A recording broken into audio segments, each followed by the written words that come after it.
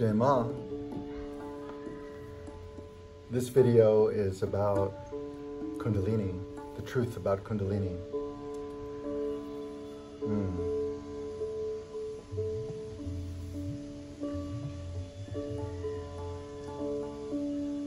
There's so much misinformation about Kundalini.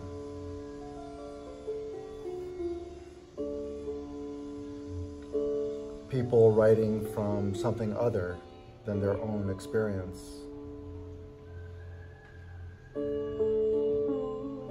And then others writing on those writings. The blind leading the blind.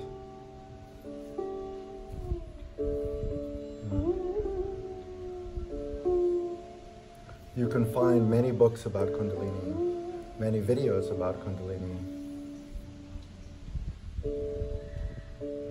But how much is really true? How much have those writers or presenters actually experienced themselves? And how much is rank intellectual speculation?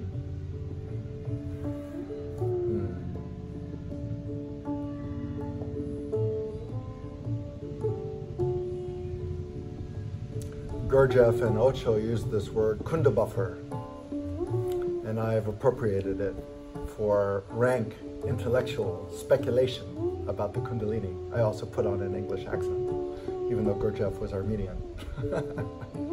Rank intellectual speculation about the Kundalini is the kundabuffer. Maybe if you were Armenian and educated in London. So yeah, the kundabuffer.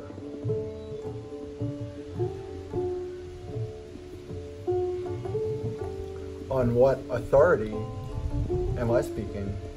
I'm pretty anti-authoritarian, so even using that word authority makes me laugh. I have no authority, man. I'm not an authority on anything. But I can share some of my own experience with you, and you can decide for yourself with your intuition and your discernment what resonates.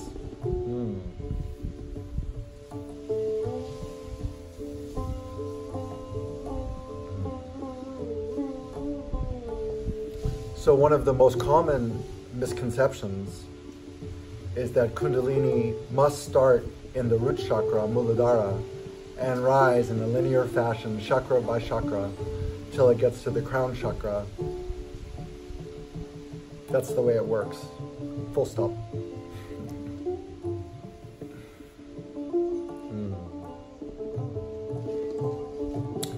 Shakti doesn't work that way. The Divine Mother. She does not work in straight lines. She does not work in linear fashion. She is not constrained by space-time, nor your ideas about how Kundalini should work.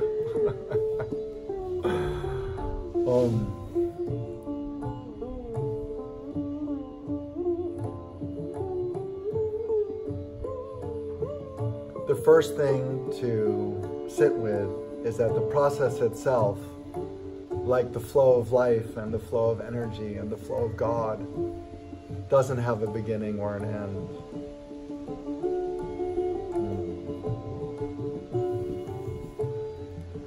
There's no completion, quote unquote. There's flow. Flow never completes. There are different stages. We can say that greater expansion and then contraction. Expansion, contraction. The journey of Kundalini is not the same for any two people. We all have different energetic, emotional, mental, past life impressions, setups than other people. So how is Kundalini going to work the same in us? Yes, we have a human body. There's a lot of commonality there. So there are similarities, but we're all unique flowers, even if we're all hibiscus.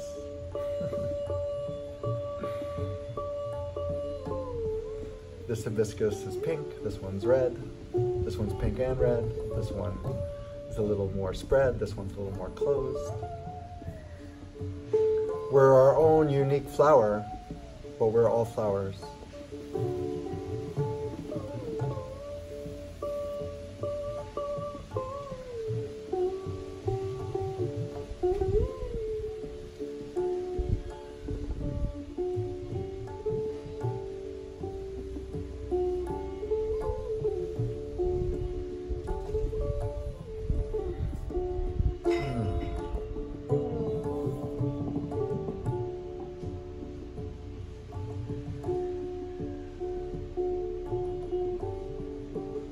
Kundalini is experiential, mystical, mysterious. It's a feminine force, Kundalini Shakti, not Kundalini Shiva.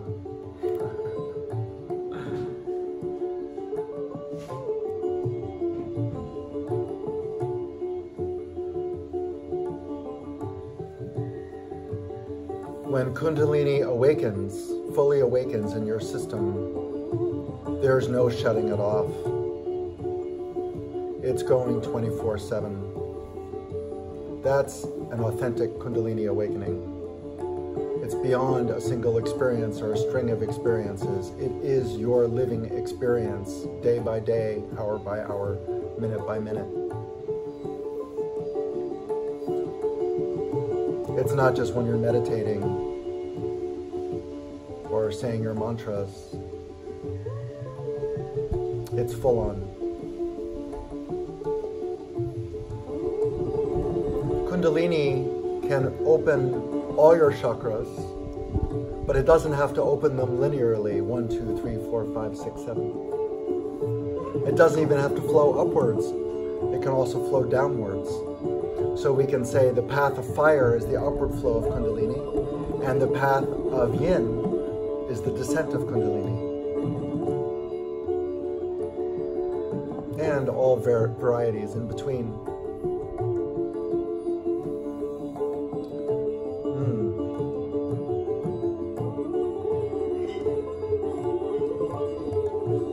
So in my case, my throat chakra opened first.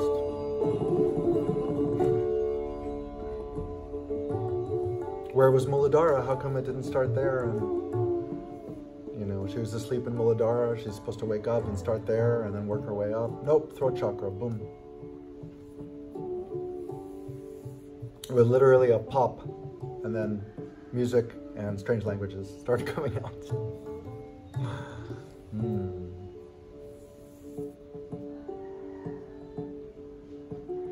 And you think you have an opening and like, okay, now the chakra is open, but I can tell you from my experience with the heart chakra, there are so many openings.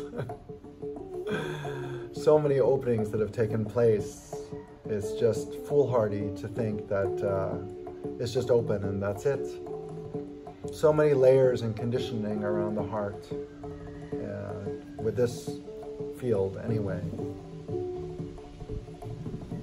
And when that heart chakra opens, you're so sensitive and vulnerable. If someone dropped a feather, you might burst into tears. Yeah. Also, when the heart chakra opens, or any chakra, can be very, very orgasmic in every sense of the word, both localized to the chakra that's opening and full body orgasmic. So that's pretty cool.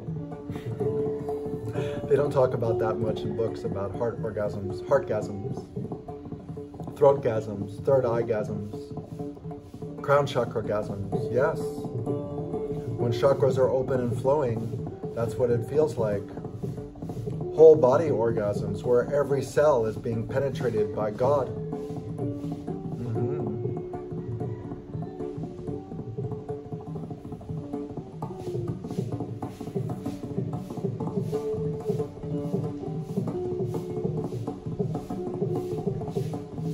What is the truth about self-realization?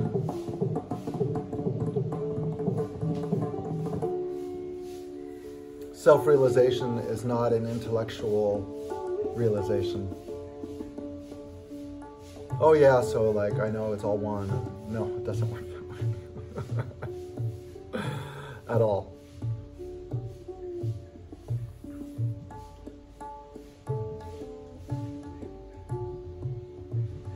Self-realization is a result of the process of Kundalini Shakti, where in a moment of energetic explosion,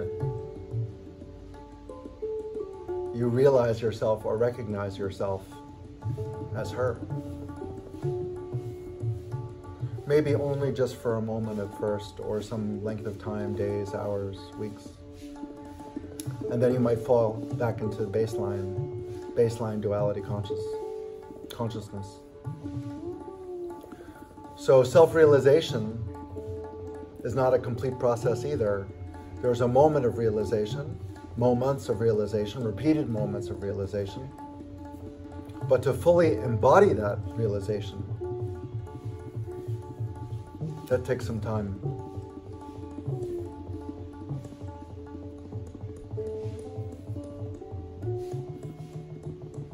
Then there's enlightenment.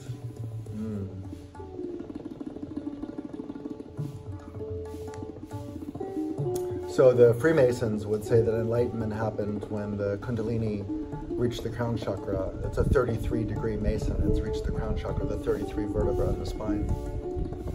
You can see George Washington and the founding fathers of America, who were mostly Freemasons and 33-degree Masons, illuminated in the back of their heads. You can also see that in Christian saints in the iconography and the way they're portrayed of light behind the head.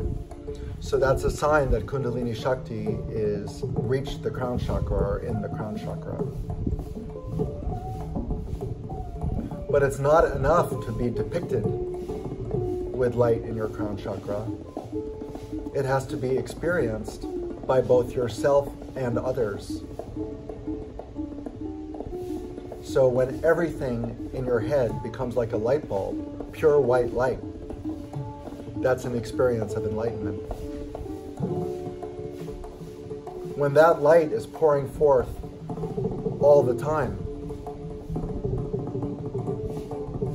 24/7, you are enlightened. Enlightened. There's a reason why it's called enlightenment. And from my experience and discernment, it's not possible without Kundalini. Many beings insist they are enlightened or allow others to describe them as enlightened. But if you look with your eyes, with your discernment, with your intuition, are they pouring forth with light? In the presence of a saint or an enlightened being, tears should well up in your eyes. Your heart should well up. That's the gravity and the weight and the love and the bliss of such an individual. They entrain you into their field. Then there's whole body enlightenment, where every cell, every bone, every fiber, every ligament is also enlightened. The enlightened process has gone into the most dense projection of our field, the physical body. There are many traditions where yogis in Tibet have burst into light or into rainbows. Full body enlightenment. They are one with the light.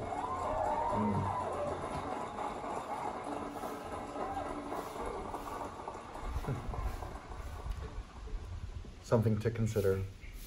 Jai Ma.